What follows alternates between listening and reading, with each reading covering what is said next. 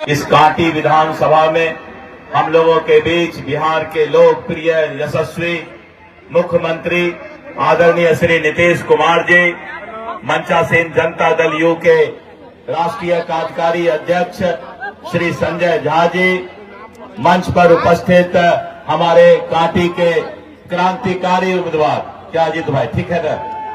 क्रांतिकारी ठीक है ना? भाई अजीत चौधरी जी, मंचासीन हमारे दूसरे उम्मीदवार बगल के साहेबगंज के बिहार सरकार के मंत्री भाई राजू सिंह जी, बगल के पारू के उम्मीदवार रालोमो के हमारे भाई मदन चौधरी जी, मंचासीन बगल के माननीय सांसद श्री देवेश चंद्र ठाकुर जी, बिहार सरकार के मंत्री और मुजफ्फरपुर के सांसद भाई डॉक्टर राजभूषण चौधरी जी, मंचासीन उपस्थित साबिर अली साहब, जिलानी साहब, सभी मंचासीन सम्मानित नेतागण और सामने यहाँ पर जो युवा की संख्या हम देख रहे हैं, युवाओं की संख्याओं को पहले मैं अभिनंदन करता हूँ, नमस्कार करता हूँ। और यहाँ पर आए हुए भाइयों, बहनों, बुजुर्गों और माताओं बहनों, आप सभी का हार्दिक अभिनंदन। एक अच्छा उम्मीदवार कांटी को मिला है, भाई अजीत चौधरी जी। बहुत दिनों से मैं अजीत बाबू को जानता हूँ। अजीत जी दिन रात मेहनत करने वाले प्रत्याशी हैं, उम्मीदवार है। और अजीत चौधरी जी जब चुनाव जीत कर जाएंगे तो कांटी का तस्वीर बदलेगा, कांटी का भाग्य बदलेगा, कांटी विकसित होगा, कांटी आगे बढ़ेगा। इसलिए मैं शुभकामना देता हूं भाई अजीत चौधरी जी को कि आप भारी बहुमत से चुनाव जीत कर आइए। और भारतीय जनता पार्टी के प्रदेश अध्यक्ष होने के नाते मैं भारतीय जनता पार्टी के एक एक कार्यकर्ता से अनुरोध करता हूं, एनडीए के सभी कार्यकर्ता बंधु से अनुरोध करता हूं कि आप दिन रात मेहनत करके और कांटी के सुयोग्य उम्मीदवार, लोकप्रिय उम्मीदवार, क्रांतिकारी उम्मीदवार भाई अजीत चौधरी जी को भारी बहुमत से चुनाव जिता करके भेजने का काम करें। और बगल के राजू सिंह जी, वो भी मेहनती आदमी है, मदन चौधरी जी, आप सभी पूरे बिहार में एक माहौल बनता जा रहा है कि फिर से एनडीए की सरकार 2/3 से ज्यादा बहुमत से बनने जा रही है। मित्रों, प्रधानमंत्री श्री नरेंद्र मोदी जी के और हमारे यशस्वी लोकप्रिय मुख्यमंत्री श्री नीतीश कुमार जी के नेतृत्व में बिहार जिस तरह आगे बढ़ा है, लालटेन के जमाने से बिजली के जमाने में आया है, गड्ढा के जमाना से 4 लेन और 6 लेन रोड बना है। मित्रों, जिस तरह से बिहार का विकास हुआ है, पहले नरसंहार होता था, पहले अपहरण होता था और मुख्यमंत्री निवास से ही अपहरण का फैसला होता था। फिर से जंगल राज तू नहीं आ जाए, फिर से जंगल राज के लोग बिहार में नहीं आ जाए। इसलिए आप लोग होशियार रहिएगा, सजग रहिएगा। नीतीश कुमार जी के नेतृत्व में महिलाओं का भी सम्मान बढ़ा है। महिला पहले घर में खाना बनाने का काम करती थी, महिला पहले घर में रहती थी। नीतीश कुमार जी के जमाने में 50% महिला स्थानीय निकाय, पंचायती राज, नगर निकाय में आज जनप्रतिनिधि बनी है। जीविका दीदी के माध्यम से स्वावलंबी हुई है और महिला दीदी का भी जय जयकार नीतीश कुमार जी के राज में हुआ है। बोलिए एक बार, महिला दीदी जिंदाबाद। इसलिए मित्रों, आप लोगों से अनुरोध है, सरकार ने जितना काम किया है अगर उसको हम पढ़ने लगेंगे तो दिन भर लग जाएगा, क्योंकि बिहार की सरकार काम पर विश्वास करती है, न्याय की सरकार है, इसलिए कानून का राज है। मित्रों, आप सभी एनडीए के उम्मीदवार को भारी बहुमत से चुनाव जिता करके 2/3 से ज्यादा बहुमत से एनडीए की सरकार बनाने का काम करें। आप देख रहे हैं कि किस तरह राजद कांग्रेस में वीआईपी में सिर फुटौल हो रहा है, लोग आपसे में लड़ाई कर रहे हैं, मतभेद हो रहा है, और वहीं पर एनडीए जो है आगे बढ़ रहा है, नीतीश कुमार जी और नरेंद्र मोदी जी के नेतृत्व में आगे बढ़ रहा है। इसलिए मित्रों, अंत में मैं आपसे अनुरोध करता हूं, आपसे हाथ जोड़कर विनती करता हूं कि कोई वोट कटुआ के चक्कर में नहीं पड़िएगा, किसी भी महागठबंधन और जंगल राज 2 के चक्कर में मत पड़िएगा। आप सीधा अजीत भाई को भारी बहुमत से वोट दे करके और 14 नवंबर के बाद 2/3 से ज्यादा बहुमत से बिहार में एनडीए की सरकार बनाइएगा। बहुत बहुत धन्यवाद। जय हिंद, जय भारत, जय एनडीए। जब 2005 में 24 नवंबर को आपने बिहार का कमान विकास पुरुष नीतीश कुमार जी के हाथ में सौंपा था, उस समय बिहार की क्या स्थिति थी? आप किसी भी पैरामीटर पर बात करेंगे तो आपको लगेगा बिहार ने काफी परिवर्तन किया। साथियों, मैं कुछ एग्जाम्पल आपके बीच रखना चाहता हूं। जैसे बिजली के क्षेत्र में बिजली का कंज्यूमर मात्र 17 लाख हुआ करता था, आज 2 करोड़ 14 लाख कंज्यूमर बिहार में। बिजली 700 मेगावाट प्रोडक्शन होता था बिहार में, आज लगभग 8000 से ज्यादा मेगावाट प्रोडक्शन हो रहा है साथियों। और लॉ एंड ऑर्डर की स्थिति में मर्डर के ग्राफ में लगभग 47% का गिरावट आया है और किडनैपिंग 99% घटा है। बिहार में किडनैपिंग की क्या स्थिति थी? पहले लोग पान दुकानदार का किडनैपिंग हो जाता था, प्राथमिक विद्यालय का शिक्षक का किडनैपिंग हो जाता था और बार्गेनिंग होती थी मुख्यमंत्री आवास से। लोग कहते थे बच्चा लोग बड़ी बड़ी मेहनत करके लाया है, रात में उठा करके दीरा में ले गया है, कितना मेहनत किया है, कुछ तो दे दीजिए। तो इस तरह से बिहार में सत्ता संरक्षित अपराध होता था और आज बिहार में कितना भी बड़ा अपराधी कोई बचा नहीं है। सुशासन की सरकार है, लॉ एंड ऑर्डर में काफी सुधार हुआ है साथियों। रोड बना है, जो पहले बिहार के बारे में कहा जाता था कि गड्ढा में सड़क है कि सड़क में गड्ढा है पता ही नहीं चलता है, और आज यहां से आपको अगर पटना जाना है तो 1.5 से 2 घंटा में आप पटना पहुंच जाते हैं। निश्चित रूप से बिहार के किसी भी कोने में अब गांव गांव गली गली में रोड बना है। बिजली से लेकर के, रोड से लेकर के, टेक्निकल एजुकेशन में पहले मेडिकल कॉलेज की क्या स्थिति थी? मात्र 6 मेडिकल कॉलेज बिहार में था, 4 सरकारी और 2 प्राइवेट मेडिकल कॉलेज था साथियों। आज 21 मेडिकल कॉलेज है बिहार में, 12 सरकारी मेडिकल कॉलेज है और 9 प्राइवेट मेडिकल कॉलेज है। 21 मेडिकल कॉलेज आने वाले दिनों में भी और स्टार्ट होने वाला साथियों। मात्र 510 एमबीबीएस डॉक्टर बनाने की क्षमता थी हमारी, आज 3500 से ज्यादा एमबीबीएस डॉक्टर बनाते हैं। इसी तरह इंजीनियरिंग कॉलेज के क्षेत्र में, पॉलिटेक्निक कॉलेज के क्षेत्र में और हर क्षेत्र में विकास हुआ साथियों। आप सब लोग सोशल मीडिया के माध्यम से जानते हैं।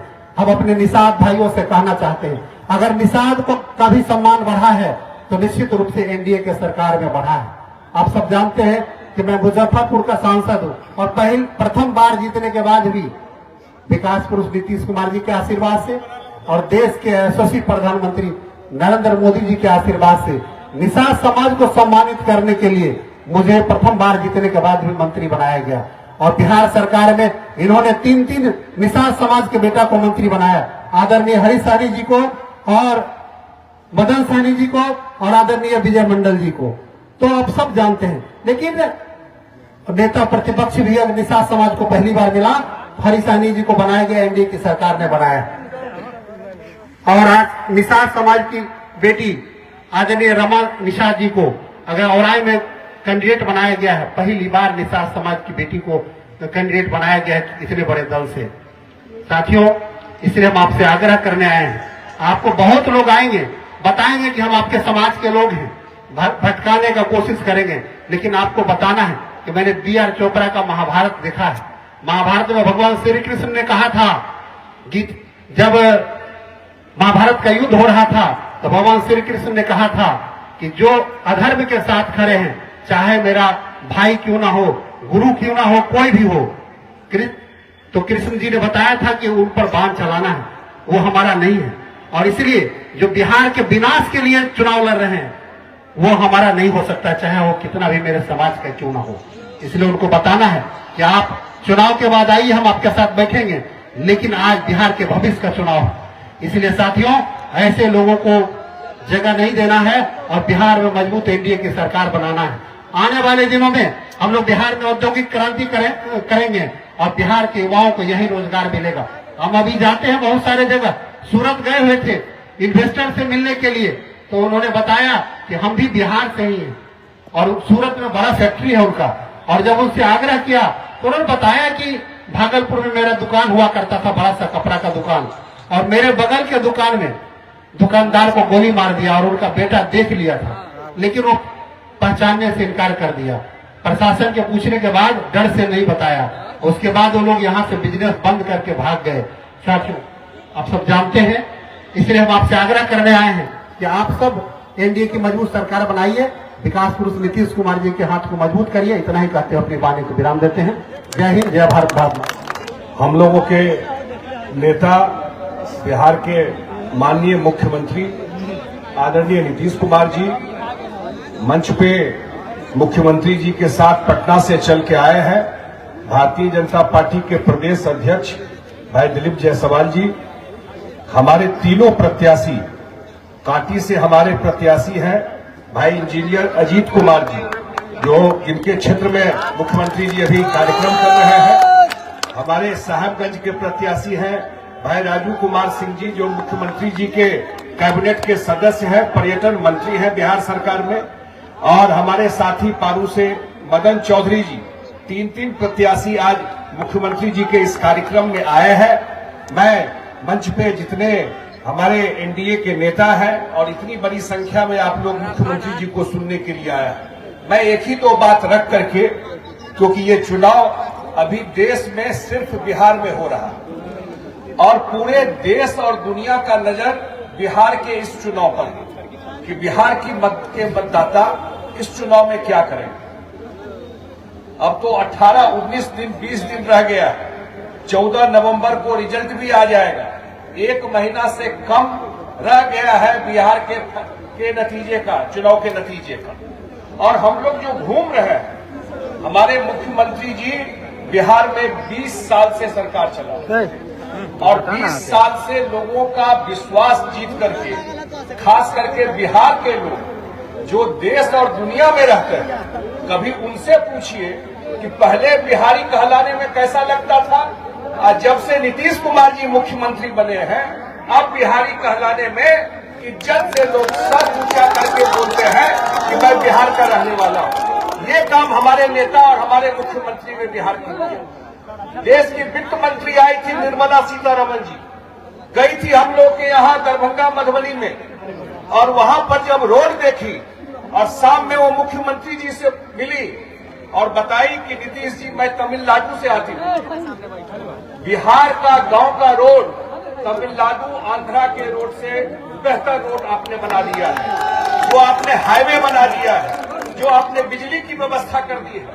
भाषण देना एक चीज है, लेकिन जमीन पे काम उतारना, अपना पूरा जीवन नीतीश जी ने खपा दिया बिहार की सेवा करते करते। मैं तो यही आग्रह करने के लिए आपसे आया हूं, यही आग्रह करने के लिए आया हूं कि जो चुनाव होने वाला है, बहुत दिन के बाद बिहार को मौका मिला है, जब केंद्र में नरेंद्र मोदी जी की सरकार है और बिहार में नीतीश कुमार जी की सरकार है। ये डबल इंजन की सरकार का मौका बहुत दिन के बाद मिला और मुख्यमंत्री जी ने तय किया है कि अगले 5 साल में उद्योग में और इन्वेस्टमेंट में देश के 5 टॉप राज्य के बराबर बिहार को खड़ा करेंगे। बिहार के लोगों को अब रोजी रोटी के लिए, नौकरी के लिए, और नीतीश कुमार जी का वादा जो होता है, जो वो बोल के जाते हैं, वो अपने वचन से पीछे नहीं हटते। इनका इतिहास देखिएगा तो इन्होंने ये तय किया है कि अगले 5 साल में इतना उद्योग यहाँ पर लगा दिया जाए कि बिहार के लोगों को भी नौकरी के लिए बाहर नहीं जाना पड़ेगा। और मुख्यमंत्री जी ने यह भी वादा किया है कि अगले 5 साल में 1 करोड़ लोगों को नौकरी और रोजगार देंगे। मैं तो यही अपील करने के लिए आया हूँ। इस बार के चुनाव में 6 तारीख को चुनाव है महला प्लेट मुजफ्फरपुर में। इस बार के चुनाव में आज जो सर्वे वगैरह भी लोग आ रहा है, दिल्ली के पत्रकार आ रहे हैं, वो सब बोल रहे हैं कि जहां भी जा रहा है ऐसा करंट एनडीए का है कि सामने वाला तो कहीं कोई दिखाई भी नहीं पड़ रहा, ऐसा करंट। तो मैं तो यही आग्रह अपील करने के लिए आया हूं, जहां पे तीर छाप है वहां पे तीर छाप, जहां पे कमल छाप है वहां पे कमल छाप। और जो हमारे उपेंद्र कुशवाहा जी का पार्टी है, मदन चौधरी जी प्रत्याशी है, वहां पे गैस सिलेंडर है, जो माता बहन का जो खाना बनाती है, जहां पर गैस सिलेंडर है, वो गैस सिलेंडर वोट देके जिताइए और नीतीश कुमार जी को फिर से बिहार का मुख्यमंत्री बनाइए। यही अपील करते हुए मैं अपनी बात समाप्त करता हूं। बहुत बहुत धन्यवाद। सब्सक्राइब करें हमारा चैनल प्रकाश न्यूज लाइव और दबाए बेल आइकन हमारे खबर सबसे पहले देखने के लिए।